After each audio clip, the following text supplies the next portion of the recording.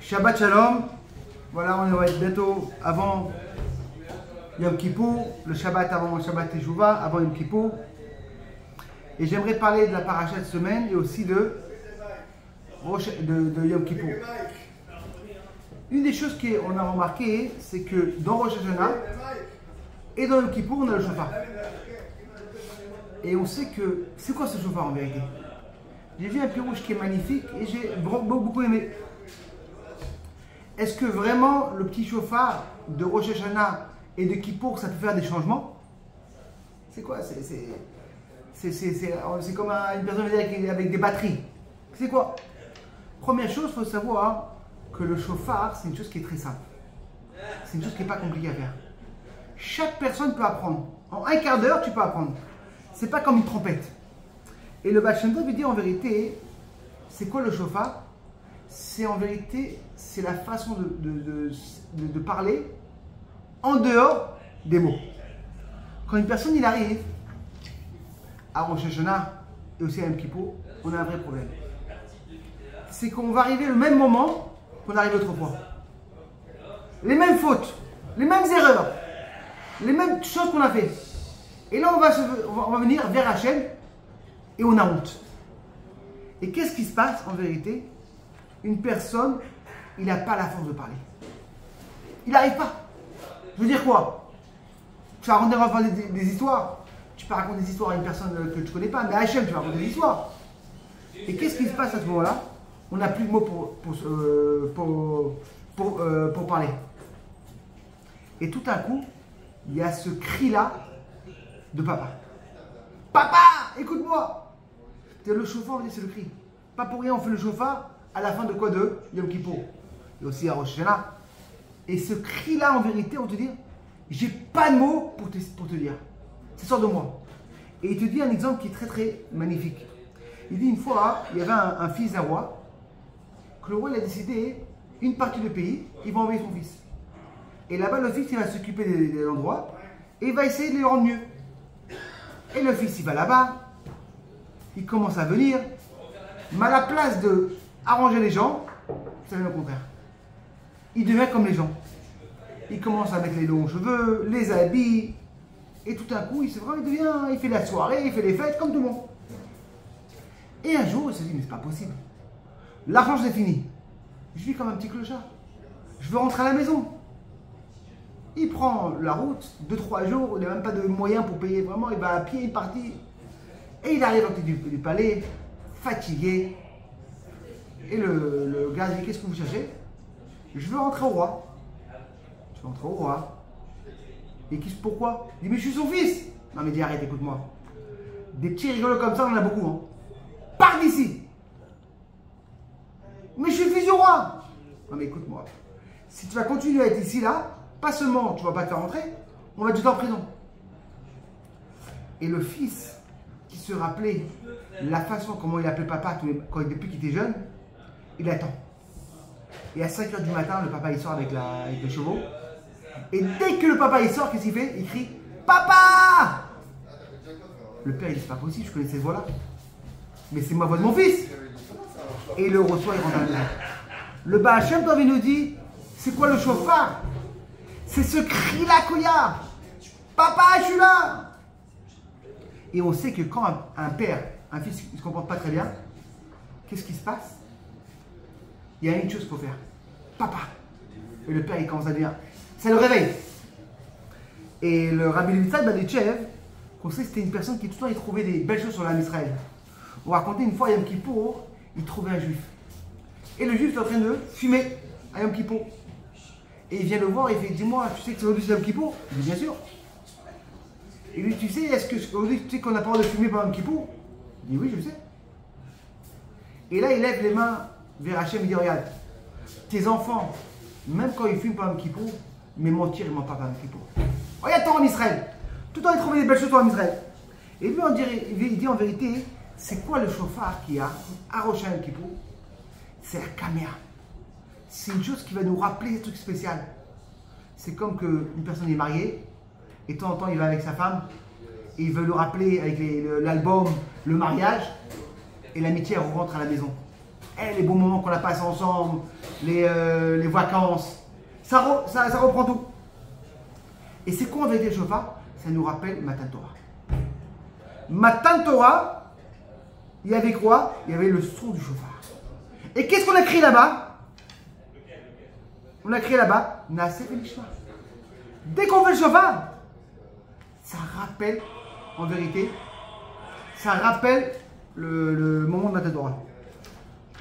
Et le Rabbi Eliezer, il avait dit en vérité un exemple qui est magnifique. Il y avait une fois un roi qui aimait se promener dans les petits quartiers, habillé très simple. Il mettait des habits et personne ne remarquait. Et un jour, il perd son chemin. Il rentre à la forêt. Il ne sait pas où aller. Tout à coup, il voit une petite lumière. Il rentre à l'intérieur. Une vieille maison, mais très propre, très gentille. Le personne, il le reçoit, il lui donne à manger, à dormir dans son lit à lui. Il ne sait pas que c'est le roi. Le lendemain, il dit, c'est quoi? Tu crois que je suis simple? C'est moi le roi. Quand tu as besoin de quelque chose dans la vie, c'est moi je vais être là. Ok. Quelques années après, il avait un problème avec le pays. Et qu'est-ce qu'ils ont décidé? Peine de mort. Enfin, plus que moi. Qui devait signer? Le roi. La personne, ce Shimon, il va voir le roi.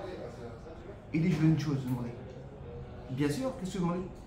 Est-ce que le roi peut s'habiller des habits simples comme il se promène? Mais bien sûr, je peux m'habiller. Et il s'habille, le roi. Et tout d'un coup, il se rappelle le souvenir. Ah! Il dit, mais dis-moi, c'est pas toi, tu m'as sauvé? Mais oui, c'est moi. Et là, le roi, il a tout enlevé. Il dit, en vérité, c'est quoi le chauffard? C'est ce réveil de Matan Torah. Des bons moments. Et là, bon, on enlève tous les problèmes. Une des choses qui est très connue, dans quoi? Dans le Pirkei Avot, c'est Akavia ben Malal. Akavia ben Malal, c'est une chose que chacun le sait comment le dire. Il n'est pas écrit Rabbi Akavia. On sait que le groupe de ces maîtres, ils s'appelaient tous sans le rabbi. Hillel, Zaken, Shimon, il y avait Shmaya, Vaftayon. Pourquoi? Parce que c'était tellement gros qu'ils n'avaient pas leur mot. Juste leur nom, c'était très grand. Et eux, ils disent comme ça. Akiva ben Malal Omer, Istakel b'shua dvarim. Regarde en trois choses. Ve'enata balid avera, tu peux pas venir à la vera. Da ma'im bata, regarde où tu viens. Ve'enata oler, où tu vas aller. Ve'lifne mi ata din cheshbon, et devant qui tu vas donner quoi, le cheshbon, le compte après ça.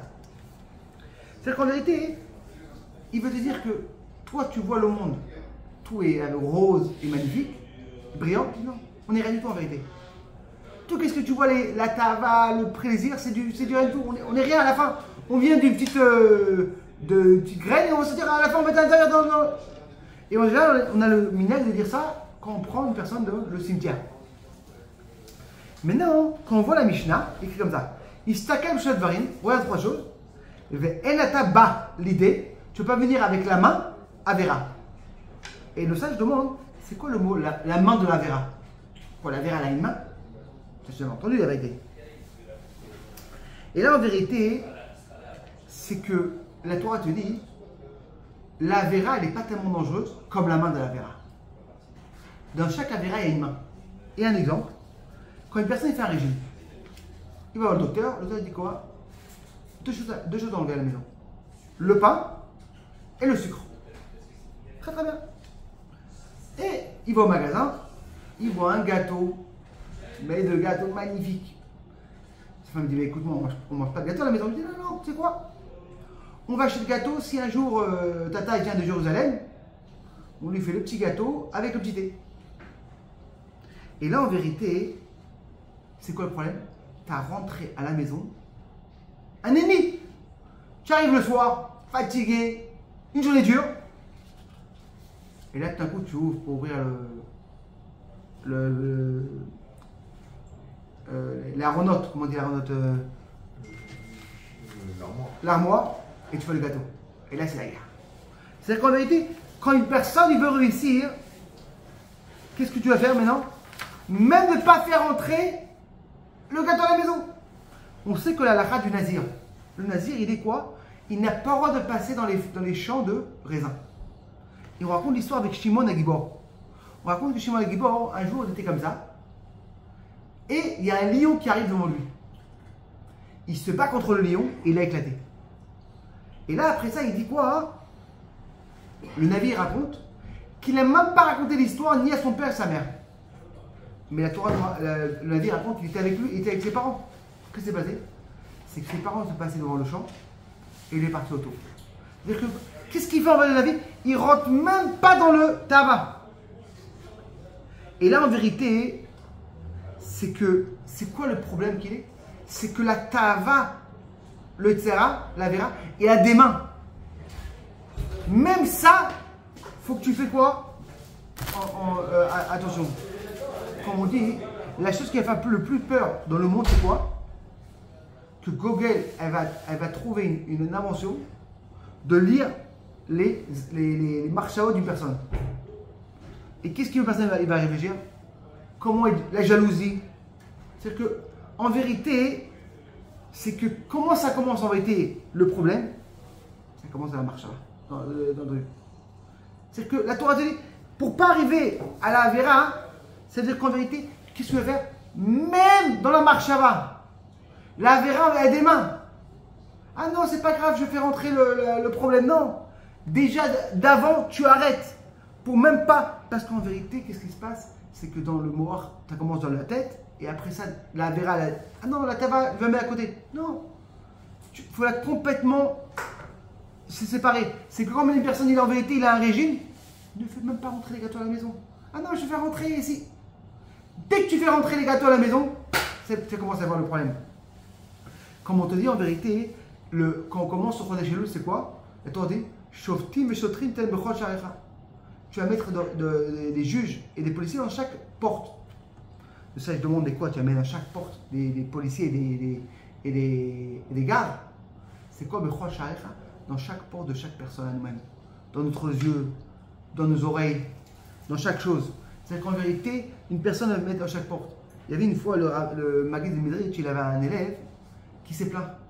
Il dit voilà, la vérité, j'ai tout le temps dans la tfila, quand je fais la tfila, j'ai des marchavot, des mauvaises marchavot, et j'arrive pas à me concentrer dans la tfila. Il dit c'est quoi? Va voir Reb Shimon et va chez lui. Il y va, j'étais 10h30, il faisait très froid dehors, et il toque chez lui. Et il ouvre pas. Il commence à avoir froid, 10h30, 11h30, minuit. Mais il entend du bruit à l'intérieur. C'est pas possible. À 2h du matin, Reb Shimon il ouvre. Ah, Baruch haba, comment ça va? Viens prendre un petit thé. Il fait, j'arrive pas à comprendre. Depuis 2 heures, je suis là. Pourquoi tu veux pas ouvrir? Il fait, regarde, t'es venu chez moi à la maison. C'est moi le patron de la maison. Quand je veux, je t'ouvre. Quand je veux, je t'ouvre pas. La même chose. C'est toi qui es le patron dans la tête. Tu peux toujours décider. Et ça, quand on te dit, c'est quoi en vérité? L'idée, c'est que même la Avera ne met pas un point pour arriver à la Avera. Met des obstacles avant ça. Que Bezrat Hashem, on va rentrer en vérité à Yom Kippour. On sait que Yom Kippour, c'est que même le journée, c'est Mechaper. C'est que qu'est-ce qui se passe à Yom Kippour? Le Bacham nous dit, c'est quand ça arrive à Yom Kippour, ça se dévoile qu'en vérité, on est les enfants d'Hachem. Et quand on se dévoile sur les enfants d'Hachem, alors c'est Mechaper. Il y a une marque même disait, est-ce que Kippour même, ça enlève toutes les fautes ou il faut faire tchouva? Les rabbins disent qu'il faut faire tchouva. Pourquoi? Parce qu'il faut réveiller en vérité qu'on est enfant d'Hachem. Que Bezrat Hashem, on aura toute cette force de faire cette tchouva. Bekarmash, on aura la Géola, Bekarmash.